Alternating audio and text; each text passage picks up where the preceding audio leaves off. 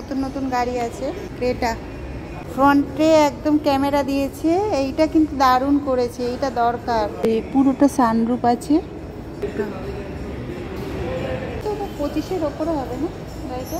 বেশ নতুন গাড়ি কেনার শখ জাগছে। এখানে রয়েছে i10, এখানে ক্রেটার ছোট বেস মডেলটা রয়েছে সামনে। ওইরকম বেশ ভালো সুন্দর লুকটা। সানরুফটা পুরোটা খুলতে পারবে, একদম পুরো সানরুফ আছে। আমি শোরুমে এসে গাড়ির ভিতরে বসে পড়লাম, তেমন কমফোর্টেবল একদম। এখানে বসে হাত রাখার জায়গাটা বেশ সুন্দর। এখানে অনেক কিছু ফেসিলিটি এখানে আছে, বেশ ভালো, বেশ বড় গাড়ি। বাবা ও হো, ব্যাগ একদম। এখানে ম্যানুয়াল করতে হবে না, সুইচ টিপলে পুশটা ধরলে সিটটা পুরো অ্যাডজাস্ট হয়ে যাবে আপনার মনের মতন হাতে। গুড আফটারনুন, আমি রয়েছি এখন গাড়িতে, আর 12টা 6 হয়ে গেছে। যাচ্ছি সার্ভিস সেন্টারে। সেটা কোথায় গাড়ি জায়গাটা তো আমি ঠিক জানি না। মিলন মেলার পেছনে। মিলন মেলার পেছনে বলছে। আমার হাজবেন্ড ক্যামেরা ধরেছে, আমি তো গাড়ি ড্রাইভ করছি, প্রথমবার যাচ্ছি আমার গাড়ি সার্ভিসিংয়ে আমি। আর এটাই সার্ভিসিংয়ের শেষ আর কি, আমাদের কেনার পর থেকে যতগুলো সার্ভিসিং হয়েছে গাড়িতে, তো এটা শেষ। যেহেতু এতদিন গাড়িটা ড্রাইভ করছি, তো আমার যেই সমস্যাগুলো সেগুলো আমি আজকে নিজে দাঁড়িয়ে থেকে ঠিক করব, যে কোনগুলো আমার গাড়িতে সমস্যা আছে। তো সেইগুলোর জন্যই আমি আজকে ড্রাইভ করে যাচ্ছি, কারণ এতদিন ওরা গাড়িটা এসে নিয়ে যেত। যাই হোক, সকলকে নতুন আর একটা ভিডিওতে আপনাদেরকে স্বাগত জানাই। আজকের দিনটায় আপনাদের সাথে থাকবো আর নতুন অভিজ্ঞতা অর্জন করব আমার জীবনে আর একটা। তো সেইটা আপনাদেরকে শেয়ার করব। বাইপাসের ওপর দিয়ে রুবি দিয়ে যাব। এইটা কেনার পর থেকেই একটু লুজ আছে এই জায়গাটা। তো আমরা প্রতিবারই ভাবি যে বলবো, এটা বলা আর হয় না। টুকটাক যেগুলো সমস্যা সেগুলো বলা হয় না। আবার ওরা গাড়ি নিলে না ক্র্যাচ ফেলে দেয়, কোথায় কোথায় ময়লা লাগিয়ে দেয়, কোথায় কোথায় দাগ লাগিয়ে দেয়। সমস্যাগুলো ওখানে গিয়ে আরো জানাবো। তো চলুন, দেখা হচ্ছে সেখানে গিয়ে।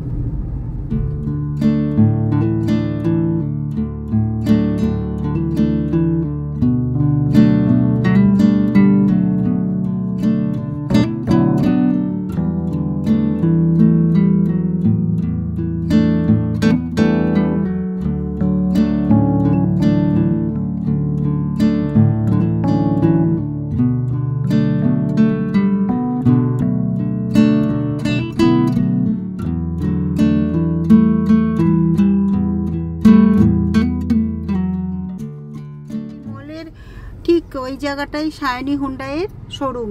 গেট এই দিকটা, মেন গেট এখান। এই যে সায়েন্স সিটির মা ওরাল পুলটা এখান থেকে শুরু হয়েছে, এখান দিয়ে তলাটা দিয়ে আসতে হবে। আর আমরা সায়েন্স সিটি ক্রস করে জাস্ট বাঁ দিকেই ঢুকে গেলাম। তো জানতে গেছে কোথায় আছে, আজকে জানবো। আর অভিজ্ঞতাটাও ব্যাপার হচ্ছে, কারণ সবসময় যে সবাইকে কাছে পাবো, গাড়ি যেহেতু আমি ড্রাইভ করি, সেই কারণে আমারও জানা দরকার যে কিভাবে কি সব কিছু মেনটেন করার জন্য অনেক কিছু জানতে হবে, শিখতে হবে। সব কিছু অভিজ্ঞতা রাখা দরকার, কোথায় কি আছে, কিভাবে কি ম্যানেজ করতে হবে। সে কারণে আজকেও আমি চলে আসলাম। কি ফল কি জানি, এই যে এইটা পাম, এটা কি সুপুরি পাম গাছ না সুপুরি গাছ, কি গাছ বলে কি জানে। এই যে এই দেখুন কি গাছ এটা, এই যে সুপুরির মতন রয়েছে, ওইখানে পরপর গাছগুলো রয়েছে। আমার হাজবেন্ড চলে এসছে। কোথায়, কোন দিকে? ওই পাশটা দিয়ে যেতে হবে।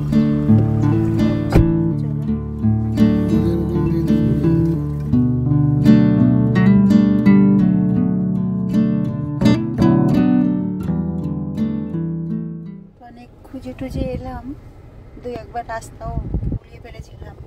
এই হচ্ছে গেট, ভেতরে বলতে গেছে আমার হাজবেন্ড যে এটা কিনা, তো দেখা যাক। আমার গাড়িতে আমি যখন আজকে স্টার্ট করেছিলাম, এখানে শো করছিল যে 7995, মানে 7995। আমি এই ব্যক্তি আমার ফোন নাম্বার নিয়ে নিল আর এই গাড়ি কত কিলোমিটার এখন দেখাচ্ছে, শো করছে 8005। তো এটা লিখে নিল আর গাড়ির নাম্বার নিয়ে নিল। আমি এখানে গাড়িটা রেখে যাব, সব কিছু অফ করে দিয়ে চাবি টাবি নিয়ে নিয়েছি। তারপর দেখি বাইরে গিয়ে কি বলে। আমার গাড়িটা এখানে লাইনে লাগিয়ে দিতে বললো, ওই গাড়িটার পেছনে। গাড়ি অফ করে দিলাম, এবার যাই দেখি কথা বলি।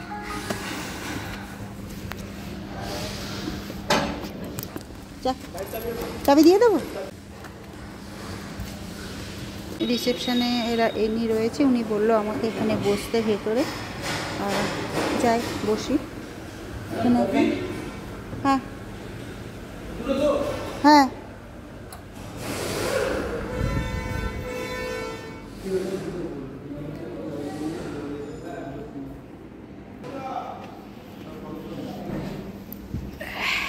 বসলাম, দেখি কতক্ষণ ওদের টাইম লাগে এখানটায়।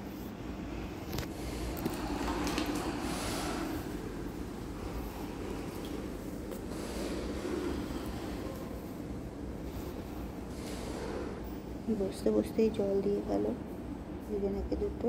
বলেছে কফি খাবে না, বললাম হ্যাঁ খাবো। তা কফি দিয়ে যাবে, কফি দিয়ে গেল। আর আমি এখানকার ওয়াইফাই চাইলাম, তো ওয়াইফাইও দিয়ে গেল। কিন্তু এখন পর্যন্ত ভালো ওদের ব্যবহার পেয়েছি। 5 মিনিট হয়েছে আমি এসে বসলাম।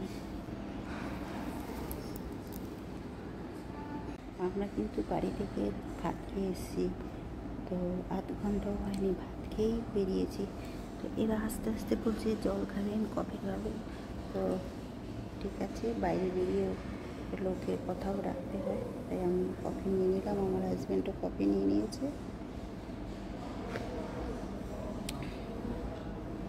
মিষ্টি বেশি,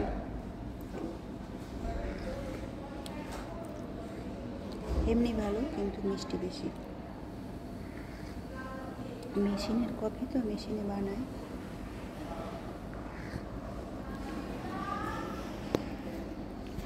কারণ মনে হচ্ছে কফি জল দিয়ে বসিয়ে রেখেছে, অনেক টাইম লাগবে।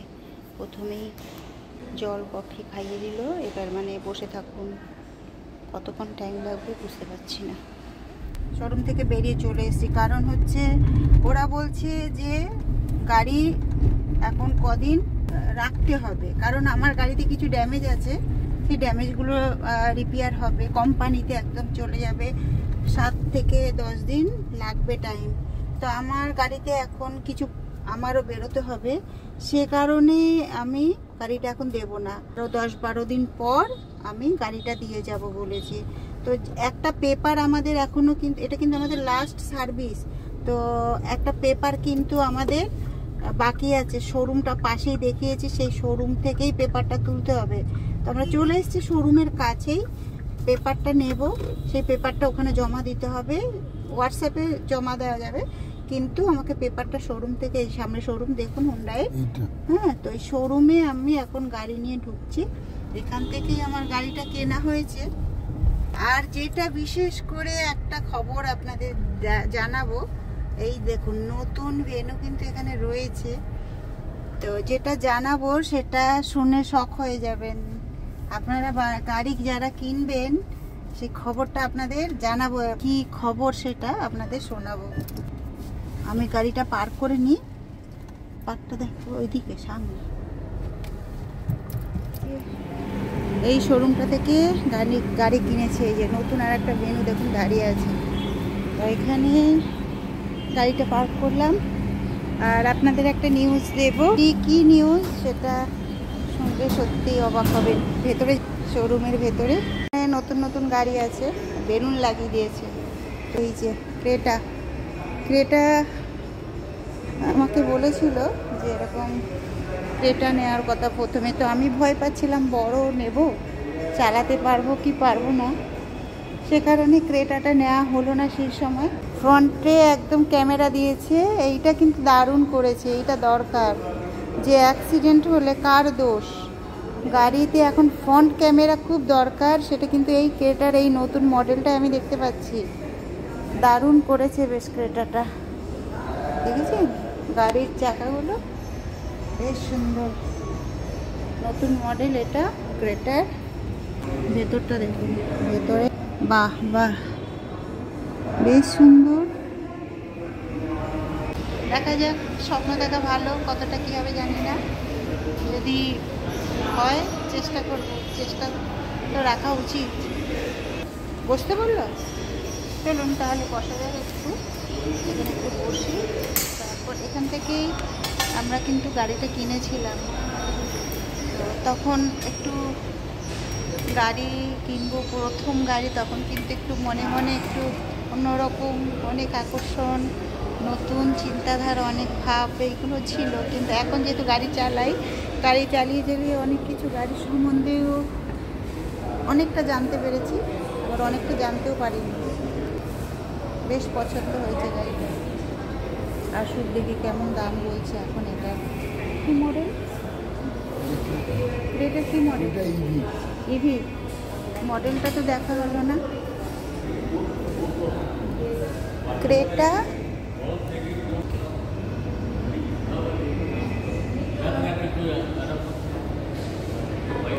এই ওয়াইফার আছে পেছনে, আর সানরুফ আছে। হ্যাঁ, দুটো সানরুফ আছে, পুরোটা সানরুফ, এই পুরোটা সানরুফ আছে উপরটা। সম্ভবত 25-এর ওপরে হবে না গাড়িটা, দেখা যাক কত বলে। এখানে রয়েছে i10, আর এখানে ক্রেটার ছোট বেস মডেলটা রয়েছে। আর এটা ভেনুর এই আর একটা এসছে নর্মাল মডেল, কিন্তু কালারটা দারুণ লাগছে। আর এটা হচ্ছে সামনে ওইরকম বেশ ভালো সুন্দর লুকটা, দারুণ সুন্দর লুক। আর বোর্ডটা দেখেছেন, বাহ, শোপিস টোপিস রাখার জায়গাটাও বেশ সুন্দর, দারুণ। ভেতরটা সত্যিই সুন্দর। সানরুফটা পুরোটা খুলতে পারবে, একদম পুরো সানরুফ আছে ভেতরে। বড় গাড়ি তো বেশ সুন্দর। আমি একটু বসে দেখি গাড়িটা।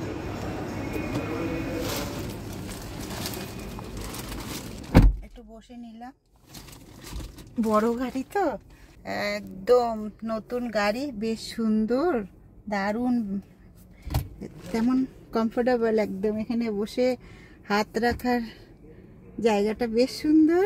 এখানে অনেক কিছু ফেসিলিটি এখানে আছে, হাতের সঙ্গেই পাওয়া যাবে। বেশ ভালো, বেশ বড় গাড়ি, উপর নিচ তো করা যাবেই সিটটা। ও বাবা, ও হো, ব্যাগ একদম, এখানে ম্যানুয়াল করতে হবে না, সুইচ টিপলে সিট উপরে উঠে যাচ্ছে, একদম উপরে হয়ে গেল। পুরোটা করে দিয়েছি, একদম পুশটা ধরলে সিটটা পুরো অ্যাডজাস্ট হয়ে যাবে আপনার মনের মতন। হাতে কিছু আপনার করতে হবে না, সুইচে হয়ে যাবে, অটোমেটিক আছে। আমরা গাড়ির শোরুম থেকে কাগজটা রেডি করে নিয়ে চলে এসেছি। নিয়ে এসে রাস্তায় আবার টাইলসের শোরুমে একটু এলাম। এখানে আমার ঘরের জন্য টাইলস দরকার, এখনও অনেক টাইলসের দরকার, তো সে কারণে এসেছি। এই শোরুমটা এটা একদম বাইপাসের ওপরেই রয়েছে, 55 গ্রাম। তো দেখি কি কি টাইলস পছন্দ হয়, তো দেখ সেভাবে যদি পছন্দ হয়ে যায় নিয়ে নেব। শোরুমটা এখানে, এর আগে গেছিলাম আমরা কাজেরিয়ার শোরুমটা, সেটা পুরোটা কাজেরিয়া কোম্পানি, কিন্তু এখানে সব ধরনের কোম্পানিরই মাল পাওয়া যাবে।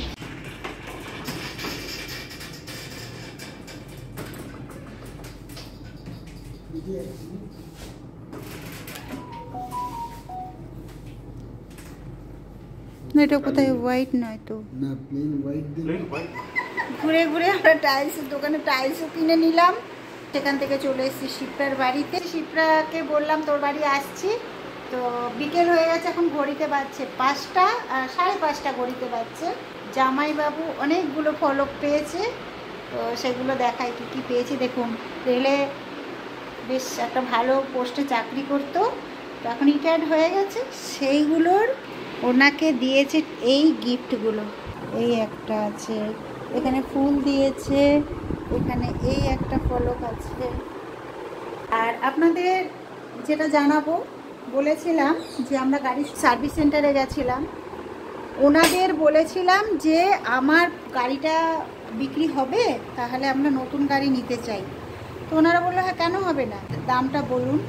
আধ ঘন্টা ধরে গাড়িটাকে ওরা ভালোভাবে পরখ করলো, করে ওরা আমাদের একটা রেট দিল। রেটটা কি সেটা আপনাদের জানাও বলেছি।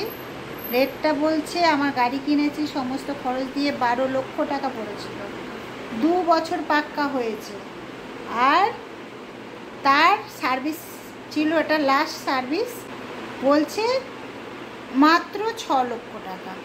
তাহলে ভাবুন কিনলে কত টাকা দিয়ে কিনছি, আর বেচতে গেলে সেই জিনিসটার দাম কত। তো মাথা ঘুরে গেছে। আমি ভাবলাম যে হয়তো লাখ, 1 লাখ, 2 লাখ, 3 লাখ টাকা কম হতে পারে, সেখানে এত তো ভাবা যায় না। আমি তো একদম মাথায় হাত দিয়ে দিয়েছি, না একদম না, যা আছে এটাই ভালো, যদি কিনি তো পরে দেখা যাবে, পরে ভাবনা চিন্তা। শিপ্রাকে তো সবাই চেনেন, আমার ব্লগে থাকে। এরপর আমরা আবার যাচ্ছি নেক্সট ঘুরতে, কোথায় যাচ্ছি সেটা দেখাবো, কিন্তু সঙ্গে থাকবেন আর আমার ব্লগ দেখতে থাকবেন। এরপর পরের কোথায় আমরা ঘুরতে যাচ্ছি এই গরমে সেটা অবশ্যই দেখাবো। চলে এসেছি আমার বাড়িতে, ঘড়িতে বাজছে এখন রাত 8টা। এসেছি আমি শিপ্রাদের বাড়ি থেকে আরও 1 ঘন্টা আগে। এসেই প্রথমে আমার কাজ ছিল, সেটি হলো আমার পুষ্কু সোনুকে, এই যে পাশে বসে আছে, ওকে একটু আদর করানো হলো। ওকে প্রথমে আমি জল খাওয়ালাম, তারপর ওকে দানা খাওয়ালাম, তারপর আবার দুধ দিলাম, তারপর দুধ খেয়ে ওকে আমি আমার ছাদে বালি রাখা আছে সেখানে, আর এতদিন ঘরেও রাখি কারণ ওর একটা ঘা আছে, দেখুন কত বড় ঘাটা বগলতলায়, বিশাল বড় ঘা ছিল, একদম এতটা বড় ঘা ছিল। সেটা 3 মাস ধরে শুকোতে শুকোতে এই পর্যন্ত এসেছে। বেড়াল আমার হারিয়ে গেছিলো, অনেকে জানেন যারা ভিডিও দেখেন আমার, তো 3 দিন ও মানে খুঁজে পাইনি। শর্ট লেক নিয়ে গেছিলাম ওকে চিকিৎসা করাতে, এইটা দেখাতে নিয়ে যাই মাঝে মাঝে চেক আপে। সেখানে কুকুর এমনভাবে ঘেউ করেছে পেছন থেকে, যেহেতু সরকারি বড় হসপিটাল, তো ওখানে দরজা খুলে রেখেছিল, দরজাটা বন্ধ থাকে, সেদিন দরজাটা খোলা ছিল, তো ওই কুকুরের ঘাও করাতে ও আমাকে কামড়ে টামড়ে ও বেরিয়ে গেছিলো। তো 3 দিন আমরা খুঁজে পাইনি, প্রতিদিনই সকালবেলা করে ভোরবেলা করে খুঁজেছি, তো 3 দিনের মাথায় আমরা ওকে খুঁজে পেয়েছি। যাই হোক, সেই ভিডিও আমার দেওয়া আছে, যারা জানেন না তাদেরকে বলে দিলাম। বাড়ি এসে এসব করার পর উপরে ছাদে টয়লেট করিয়ে নিয়ে এসে এখন হচ্ছে ওকে চুলকে দিতে হবে। তো চুলকে দিলাম, এতক্ষণ আদর খেলো, চুলকে টুলকে আদর খেলো। তো এরপর আমি যাব নিচে, আমার কিছু বান্ধবীরা আসে, প্রতিদিনই আমাদের একটু নিচে বসে আড্ডা আলোচনা সমস্ত কিছু হয়। সেটি হওয়ার পর রাত্রে 10টার উপরে চলে আসবো, টুকিটাকি যেটুকু কাজ থাকে করব, তারপর গুড নাইট হবে। তো আমার আজকে সারাদিনে টুকটাক কোথায় ব্যস্ত থাকি, কিভাবে চলি না চলি, আমার জীবনের কিছু সময় মুহূর্ত আপনাদের সাথে শেয়ার করলাম। যদি আমার ভিডিওগুলো ভালো লাগে অবশ্যই কিন্তু আপনারা লাইক দেবেন, পাশে থাকবেন। তো আবার এইরকম ভিডিও তাহলে বানাবো। তো ততক্ষণে আপনারা সুস্থ থাকুন, ভালো থাকুন, আবার কোনো ব্লগে আপনাদের সাথে দেখা হচ্ছে। Tata, good night.